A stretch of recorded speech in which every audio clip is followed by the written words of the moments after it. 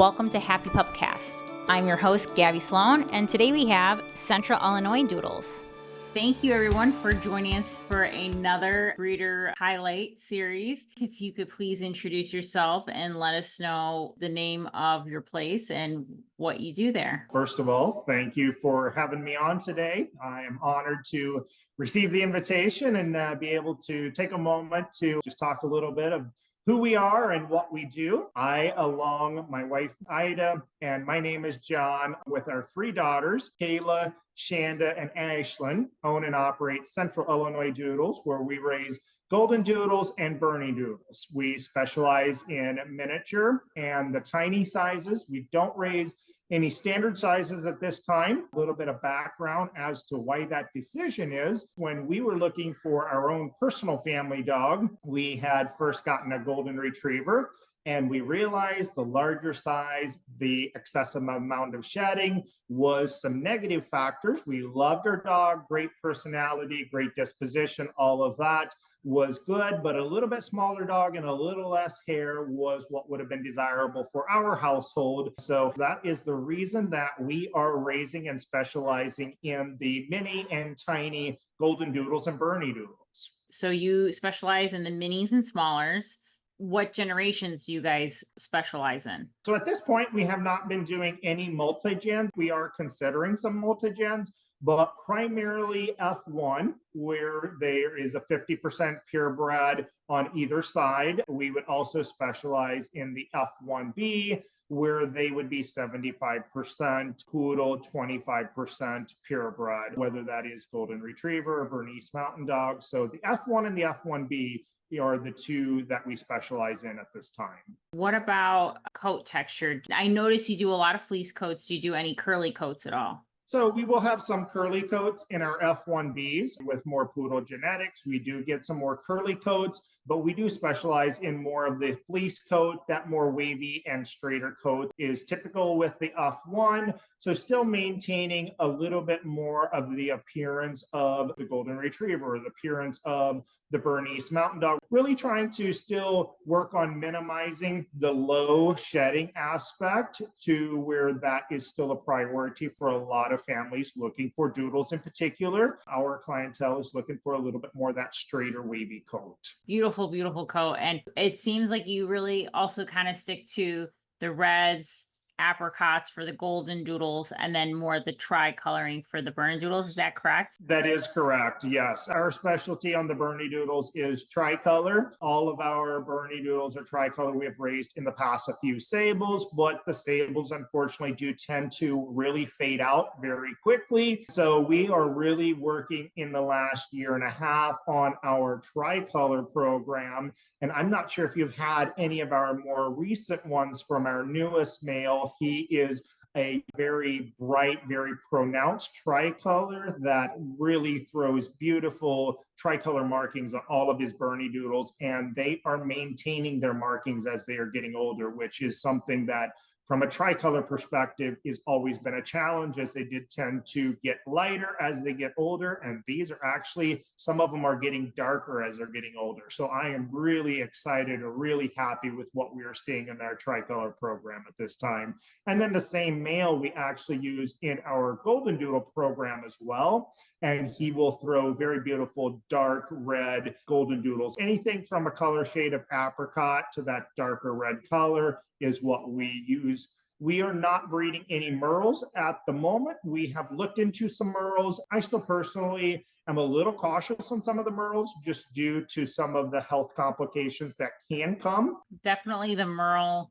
It's beautiful, it's fun, but there can be that hidden gene, and then you can end up with a lot of surprises that you don't want to have. Double merle, if you've got a cryptic merle, breeding to a merle, getting into a double merle, ending up with eyesight issues, hearing issues, that doesn't always visible as a puppy, but later in life. And so that's certainly something that is a concern for me as a breeder, offering, a 2-year health guarantee, for our puppies, but really it's more than just a 2-year health guarantee. We want to provide a dog that is going to be happy and healthy for its entire life. And so I'm just very cautious getting too much into that color at this time until additional time and research has been done on it. But you're absolutely right. It is a stunning color. It's beautiful. I love it, Right. but definitely want to be a little cautious and making sure, regardless of who you're working with for that color, to make sure that they understand the details to it and that you as a family understand some of the risks as well. Yeah, that definitely, whenever there's a Merle involved and I have a puppy that's white, very white, I get a little like, maybe not for everybody at home. Whenever you breed a dog that's a Merle coloring to a Merle, you end up with a lot of potential health issues, like you were saying, deafness, blindness being the two main ones, but there's a lot of other things that get paired with it as well. And sometimes you may be thinking you're breeding a tri-color dog to a Merle, going, oh, well, I can't get a Merle problem out of this, but there can be a hidden Merle gene in there. For your puppies, once they're birthed from, say, 0 days old all the way up to 8 weeks, what do you do with them? How does the raising look like for the puppies? I'll back all the way back to the beginning of our breeding program, being very selective of what parents we are introducing to the breeding program. We are really specializing making sure that they have good personalities, good dispositions, making sure that we are going to be able to have a good foundation, to have good parents bred together, to have a successful breeding. And I think that personality temperament begins with the parents, obviously, and then it's also very crucial of the birthing process, making sure that the mom has a good body score before breeding. So our veterinarian get a chance to analyze body score, make sure that the moms are healthy prior to raising another litter. So that alone is very important from a health perspective, but also making sure that we're not overbreeding. After the puppies are born, we have a program called early neurological stimulation, which we use for socialization, starting at 3 days old until 16 days old. That really just consists of handling the puppies, gently picking them up, putting them in an upright position, putting them in a tilted position, really just benefits heart flow and puts mild little stresses on these puppies, which is beneficial for them later in life, just makes a more hardy, more vigorous puppy. Doodles obviously need to be groomed, important to play, interact with their toes, as well as their ears. All of that is important to just make to where the puppy realizes that there's other nature, other touch. And keep in mind that for the first 2 weeks of life, their eyes are still closed. So they really don't know who is actually picking them up. So when their eyes open, you will sometimes see a little bit that look of surprise when we are Really? entering the playpen. And you can just like tell they're automatically, pushing back to the side a little bit, like, who are you? I'm a little unfamiliar of you. So you go down, you pick them up, and instantly they're just mellowing in your arms because they were familiar with that human touch. After that is really just hands-on interaction. And that's where my daughters are a great option. My oldest daughter is 9, my middle-aged daughter is 5, my youngest is 2. Our youngest one will gently hold the puppies, cuddle them under adult supervision. The other 2 will sit down, they will play for hours with the puppies. And so that's really a great benefit, not only to my daughters, but especially the puppies, being able to be handled with children and just proper socialization, taking them to the backyard, playing with them in the yard, interaction really makes all the difference for socialization and getting them exposed to different environments, different people of all ages. That's really, really great. The early neurological stimulation is super important. It should be the gold standard for everything because it's a very small amount of time for a great impact on the puppies. It improves their overall health, the amount of stress that they can handle just in general. I love that you incorporate all your kids. There's so many families that are getting puppies. That way they already know what kids are and the noises and the quickness and just how they love to giggle and have fun. So it's great that they get that early exposure to that. potty training outside? Do you introduce that at all? Any crate training, anything like that? We actually have playpens that are large and spacious. They're born in a whelping box that has a heated element for the mom to give birth, just because for the first 2 weeks of life, puppies are not able to hold their own body temperature. After they are about 4 weeks old, they're now starting to crawl around or starting to want to explore. We will take them out of the whelping box. We will allow them to have access to the entire playpen like we would use for hamsters. We will cover the entire floor with pine shavings, just because we have found that to be better than the potty pads, as I was having some difficulties with puppies wanting to chew on the edges of the potty pad. At 5 weeks old, as we will start moving the pine shavings back to where the whelping box had been, and we will put in a little litter box. The puppies will follow these pine shavings and actually jump back to the litter box to relieve themselves. I'm sure there's going to be families that are thinking, but I don't want my puppy litter box trained. I mentioned my daughter's taking the puppies out to play with the puppies. At that same time, they are taking them outside. They are relieving themselves outdoors as well. So it really gets them started understanding the concept of going outside. They're taking them outdoors. The puppies are like, okay, I can go out here. And so naturally, that really starts that first phase 1 of potty training. We do get them introduced to a crate. We will put a crate into the playpen, leave the door open, allow them to go in and out, get acclimated to the crate. We will not actually do full-on crate training, but we do the introduction, getting them started, getting them to understand that a crate is a safe space and it is beneficial for them. So when they do go home, they have a much easier transition. I think I want to get a puppy from you. What does that process look like from start to finish? Sure. So there, we're a little bit different than the majority of breeders out there.